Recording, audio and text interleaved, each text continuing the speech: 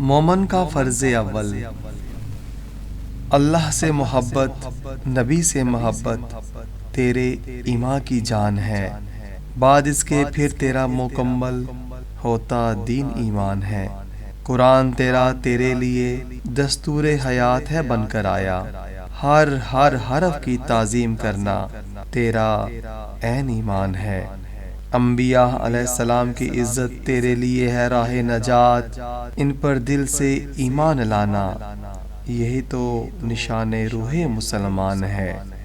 صحابہ کرام کی راہ کو جو بنائے اپنی رہ گزر، وہ تو مسلمان زمانے میں بڑھاتا دین کی شان ہے۔ اولیاء اللہ کی تعظیم جو دل سے ہے کرنے والا، اللہ کے دربار میں پھر وہ رکھتا اپنی پہچان ہے۔ اللہ نبی سے محبت تیرے ایمان کی جان ہے۔